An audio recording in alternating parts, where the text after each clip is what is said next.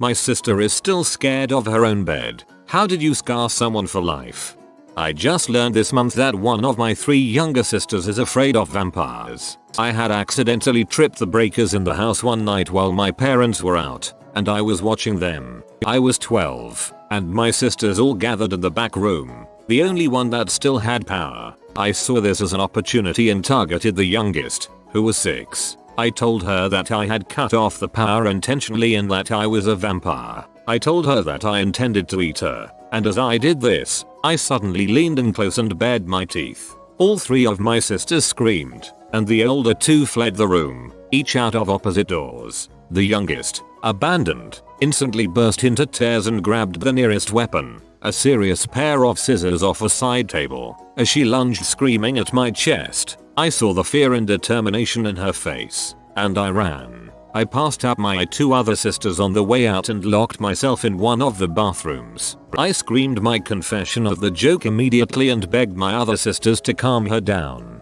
I learned that, apparently, the single light in the room had managed to shine red across my eyes at just the right moment and throw terrifying shadows across my face. Oddly enough, it was actually the second youngest that was scarred by this, refusing to watch a vampire movie to this day. I never threatened the youngest again. Youngest is badass. Kudos to her. This is long but worth a read. Growing up, my sister and I both had rooms on the second floor of our house, each room with a walk-in closet. My father, who built the house, installed access doors in our closets to allow us to get into the area between the walls and the edge of the roof. It did not take a 10-year-old long to figure out that I could use this area to sneak from my room to almost any other room upstairs, undetected. I should mention that at 8 years old, my sister had a rather large stuffed animal collection, including an incredibly creepy tall doll complete with red hair, huge eyes and roller skates. This thing was the spawn of Satan. When you turned it on, the doll's eyes would flash red and the creepiest song would play while it tried to skate. My prank took several days of preparation. The first thing I did was move one of our portable intercom stations, the type you only have to plug into the wall, into her closet and hide it on the shelf behind some of her stuffed animals. On the night of the prank, I took her favorite doll, the one she slept with, and hid it nearby on the same shelf, also behind some other toys. I waited for bedtime. After our routine, my sister was frantic to find Green Baby. We looked everywhere for over an hour. Finally, after some rather heartfelt sobs and a lot of convincing on my mother's part, she had no idea. My sis went to bed without her doll. After about 10 minutes, I took the other intercom in my room and proceeded to call my sister's name in my best Green Baby voice. "Emmy, help me," I said. "I'm stuck. Help me." I immediately heard her footsteps running toward my room. I barely hid the intercom in time. B1663R. "She's alive. I hear her," she said. I, of course, told her that she was only sleeping and to go back to bed. This cycle continued for a good 30 minutes. Me talking into the intercom, her freaking out thinking that her Green Baby was alive and lost. When I was sure she was out of her mind, I sneaked from my closet into hers and proceeded to hide myself in a gigantic pile of stuffed animals, E.T. style. The Green Baby voice. "Emmy, come find me," I said. I hear her footsteps coming toward the closet. The door creaks and she comes inside. At that moment, I flipped the switch on her troll doll, lighting the closet up with its creepy red eyes and that godforsaken sound, and jumped out of the pile of stuffed animals. Needless to say, I was not allowed out of my room for several days after that incident. Almost as good as the morning in July I woke her up and convinced her that it was Christmas, and the night I convinced her I was dying. But that's another story. TLDR, I should probably be committed. I think your sister is freaking brave. No possible way I would go near that closet. I did something similar to my little brother. One day when I was about 7, my little brother being about 5, my mom took me, my brother and my friend to a carpet fabric store for some improvement project she was doing. Us kids wandered off and started exploring this maze of carpet walls, and in middle of our exploring, my friend and I shoot a look at each other that it was time to frick with the young one. Immediately we both scream, "Oh crap." I tease here and take off running. My brother has no idea what's going on but instantly starts panicking. He's running trying to catch up with us and is freaking out saying, "What? What is it? My friend and I stop to catch our breaths and look up at the top of the mazes as if we're making sure that we're safe from some danger. We then tell him that we saw the African killer moth, a rare species of moth that grows from eggs planted in exotic fabrics, and that one bite from the moth can be deadly. My brother goes pale, and just as he's about to ask us something, I look up and yell, "Oh my god!" It's back as my friend and I take off running and ditch my now crying and fearing for his life brother. This goes on another 10 minutes until my mom finds us and yells at us for being stupid. All fine and dandy. Or is it? Cut to just a couple years back when I'm a senior in high school and my brother's a sophomore, and the whole family's hanging out in the living room. Me, him, mom, and dad. We're all talking and suddenly a huge mother of a moth flies in and starts running into the ceiling lights. My brother turns white. My dad and I are laughing at how big the thing is and how we're gonna need a bowl just to catch it. Meanwhile, my brother is just on the brink of losing it. My mom and dad are brainstorming how to get out when I say it's easy. We just turn off all the lights except one and it'll head towards that one. My brother flips. Just loses it. No, he breaks down and starts crying as he runs to his room and slams the door, screaming the whole time. Yeah, I traumatized my little brother. Oh my god, you are evil, but awesome. Not quite scarred, but my sister hates every time we retell the story. I think I was about 12 and my brother was 10. My mom and 3-year-old sister went out to run errands and my brother and I stayed behind. While they were gone, we took my sister's favorite toy, a stuffed lamb named Lammy, and put the shredded up top of a white tube sock around its neck, like Lammy was wearing a collar made of shredded up sock. We stuck Lammy's body in between the couch cushions, but let its head exposed with the shredded sock collar visible. We scattered some of my mom's cotton balls around and Viola. It looked like Lammy's severed head was waiting to greet them on the couch. When my sister came home, she let out a quiet, "Who did this?" and immediately burst into tears. We were grounded. She was fine. And at 31 years old I still feel like an butthole. Totally got her, though. LOL. Only thing I could think of was that lesser brothers would have actually beheaded Lammy. I posted this once before, but it really fits the topic here. Scaring people once is funny. Making them live in fear is hilarious. Keep in mind that I weigh 250 pounds. My brother, 20, has always been kind of jumpy. He says it's good reflexes, but it's just skittishness. I decided to help him with the problem. Over the past 2 years I have hidden in virtually every nook and corner of our house. In closets, under furniture, inside cabinets. Places a fatty like myself should not be able to fit. Every time he thinks he has found all the hiding spots I find a new one.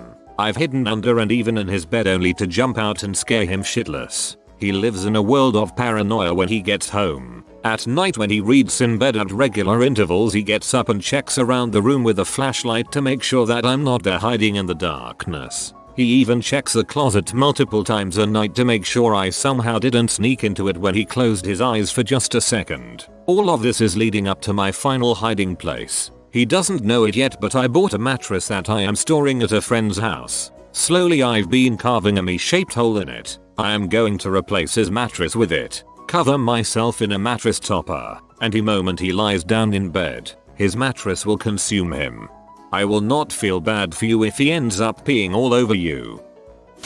My brother had this issue in the bathroom where he has to open the shower curtain every time he goes to take care of business. So one time, I put his giant stuffed tiger in there and waited about 2 hours. I suddenly heard the single jolly scream I have ever heard come out of another male's mouth, and he was running down the hallway. Lulls were had and jimmies were rustled. For some reason, I used not be able to take a pee unless I check behind the shower curtain for my cat. If my cat was there, I'd have to shoo her out and make sure she didn't get back in. I think my reasoning was, what if one of my sisters had put a video camera inside the cat and was trying to get embarrassing pictures of me to show my friends at school or something along those lines. Growing up, my 2 sisters and I had to share a room, and my brother had a room he shared with a cousin, also male. I'm the second oldest of the 4 of us, and as a child was considerably mischievous and tomboyish, so I was strong for a kid. Well, one night as a treat we told our younger sister she got to sleep in my brother's room because he was staying at a friend's house with our cousin. Before she went to bed I had snuck in and got under the twin bed. She said goodnight to everyone and climbed into bed. I waited until she was just about drifting off to sleep and started making little noises just to get her going. Then stopped, waited and made more noise. So she was pretty nervous at this point, so I stopped and waited longer. When I knew she was feeling a little more secure and safe, then bam. With my arms and legs I lifted the bed and started shaking it while she was on it. She lost it. She clung to the bed for her life, got the nerves to finally jump off and ran out of the room full on screaming. Holy crap. I laughed for 20 minutes straight. She was hysterical crying. I was crying from laughing so hard and I was getting yelled at. She's 24 this year and still sleeps in a mattress on the floor. That's fricked up. Also hilarious. Did this to my wife once. Regretted it instantly. About to go to bed, I run to our bedroom at the end of a hallway and turn on the light in our room. Then I ran halfway back down the hallway to our guest bathroom. Whole upstairs is dark except lighted end of hallway in our room, and I hide behind the door. I think to myself how funny this is gonna be when I jump out, and I can barely hold the laughter. Well, wife comes upstairs and starts down hallway. I let her pass me and I jump out behind her and grab her sides. She screams and turns toward me with a face I hope I never see again. She was terrified. Then I can see it turn to rage and she throws her phone at me and runs to the bed crying. I knew I fricked up. I knew all the sorries in the world weren't going to help. She always calls out and a hoonal if she isn't sure where I am. TLDR. Just go to bed. I didn't do this, but I still think it is a relevant story. My sister had a friend in college who had a pretty retarded douchey brother. One night she's out on the town and he spots her from across the street. He's crap-faced and picks her up below the waist, swings her around and then drops her face first into a curb. He then freaks out and runs off, leaving her there. She's out cold. A friend of hers gets her to a hospital. She had a really bad concussion, huge amounts of blood was trapped in her head from an internal wound, and her eyes got the biggest black eyes I've ever seen because the blood settled in her eye sockets or something. Now she's terrified of being picked up even a little. Just can't do it. She freaks out.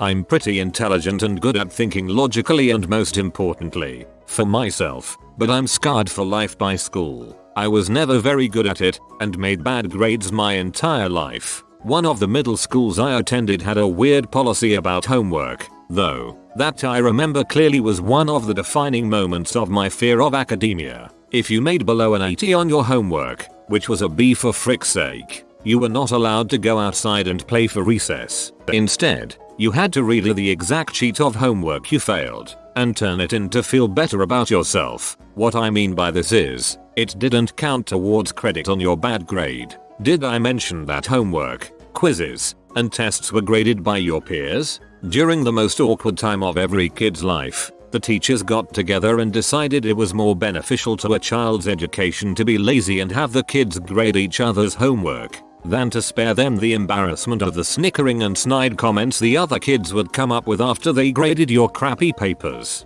Frick public school. Wah. Jesus Christ. We weren't even allowed to pass back graded papers for our teachers, as we could have seen other students' grades and thus invaded their privacy. I was on LSD about 8 years ago and my buddy's girlfriend kept asking if she could get my other hit over and over again, and finally I asked, have you ever tripped before? She didn't. Inaho. She eventually got it and everything was fine when we were listening to music in her room with my friend until she stopped talking and kept shaking her hair. We thought she was mildly bugging out, but it got worse. She started shrieking and shaking her hair more violently and my friend didn't know what to do about his scared shitless tripping girlfriend, and neither did I. My trip was wearing off. My reality sets in while witnessing someone else's reality fade out of orbit. Screaming. Louder and louder. Her mom enters the scene. I am literally backing up to the window to make an observation to see if I could jump 3 stories. She is still mute. Besides screaming, her mom is terrified and so am I. My friend tells her that he thinks someone drugged her beer at the party that we didn't go to. She asks us to leave and we did. She was fine and slept it off. She told us that she thought spiders were all over her head and an unexplained force kept her from talking. She thinks it was a bad ghost. Her and my friend broke up several years later and during that time she kept checking her hair for spiders and how she was scared of total darkness cause that's when the demons come out. I have not seen her in several years, but I think she is still messed up because I dosed her up and gave her a trippy critter nightmare from heck. TLDR. I gave a girl acid. She thought spiders and demons were consuming her. She checks her hair every day a lot and is scared of the dark now. When I was about 11 or 12 I was watching some true crime show in which the victim of a brutal debauchery was being interviewed about life after the incident. Anytime she went to the bathroom, she'd always check behind the shower curtain before locking the door. For some reason, I had never considered the possibility that someone might be lurking behind the shower curtain, so I've been doing it ever since. Not that weird. One day, though, after years of doing it, I'm an adult at this point, I pull back the shower curtain and freaking someone is there. Even though I recognized her as my little sister the moment I pulled back the curtain, I still ran screaming like a small child from my mother's bathroom and promptly urinated myself, which until this moment, I have never told anyone. Now I really try to brace myself before checking behind the curtain. My younger brother and I were introduced to Star Wars together by our dad. It rocked our world. My brother being maybe 4 and myself being 6 fell in love with everything Star Wars, and being raised as a Jehovah's Witnesses we weren't really exposed to the current trends. And even if we were, I'm not sure how they'd compete with Darth and space worms that live in asteroids. To my old man's credit, he spaced out the movies with a couple of months in between, so by the time Return of the Jedi rolled around we were so excited. After we watched it, my dad started to ingrain into my little brother's head that on his 8th birthday he will become an Ewok, and the reason being that he is an adopted Ewok from Endor and all Ewoks start out as little boys. That explains why they're so small, and on his 8th birthday he will reach his full height and start growing fur. So considering we never got to celebrate birthdays, being JW, every time my brother completed his annual orbit around the sun my dad would reconfirm with a deadpan face my brother's origin when my mum wasn't around. She knew. But dad can be convincing. This all concluded with a breakdown of sorts and a little packed backpack a couple nights before my brother's 8th birthday, when he announced he was leaving to find other Ewoks while bawling his eyes out. He told my parents he loved them very much and wish he wasn't going to become an Ewok. My dad still cries with laughter when he retells the story, which my brother hates, and my brother hasn't watched Jedi since, and freaking hates Ewoks.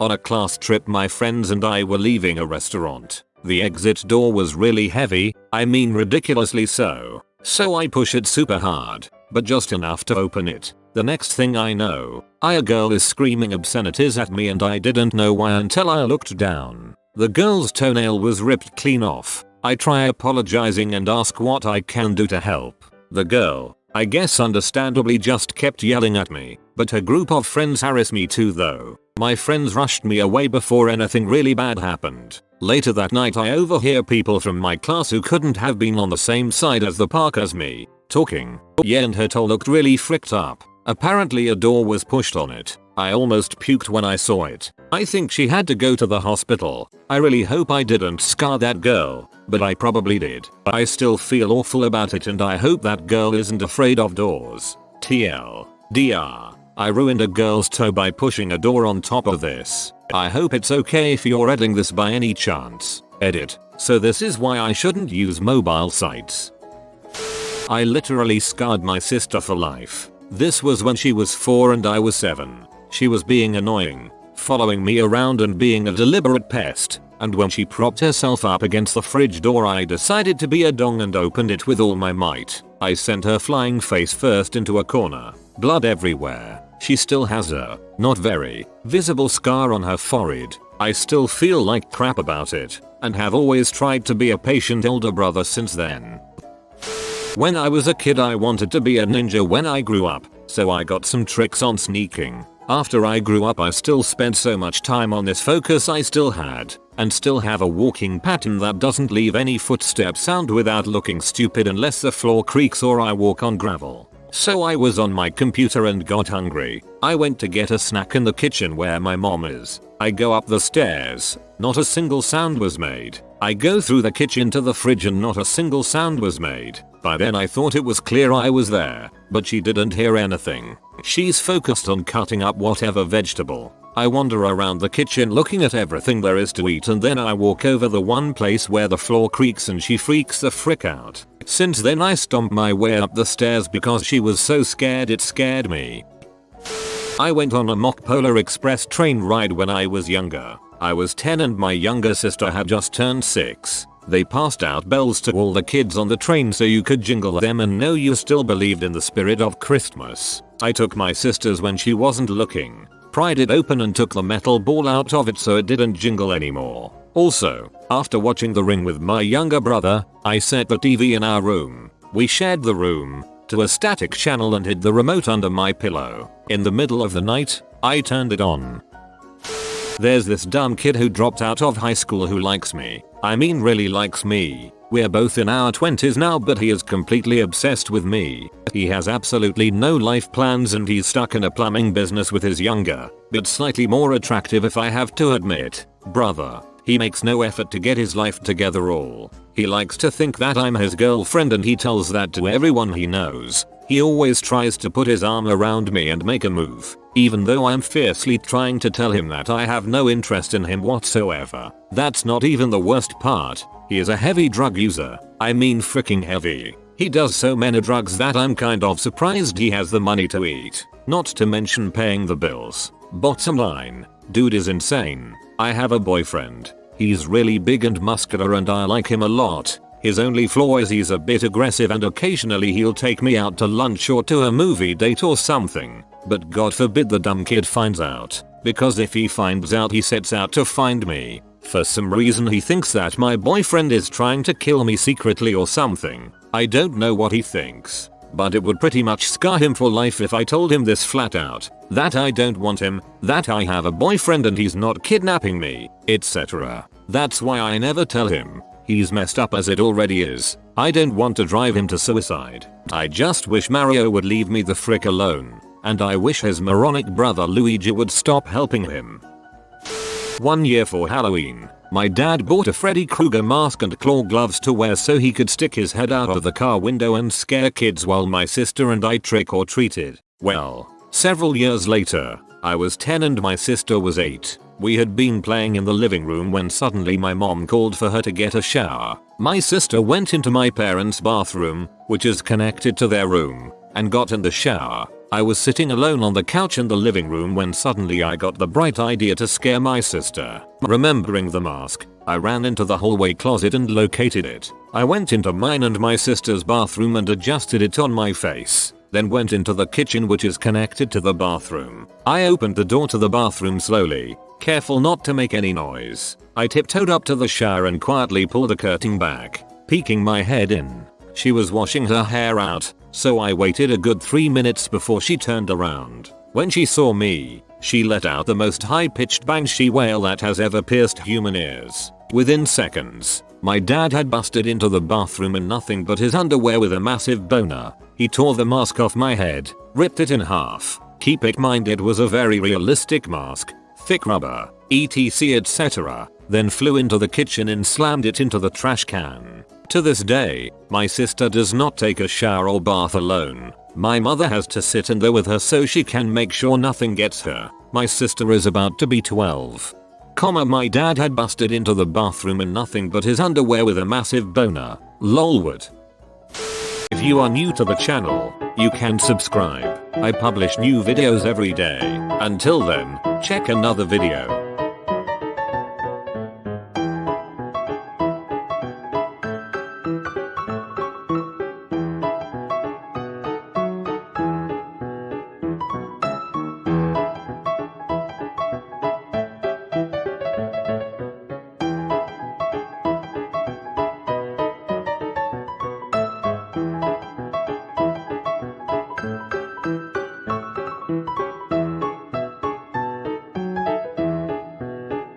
Bye for now.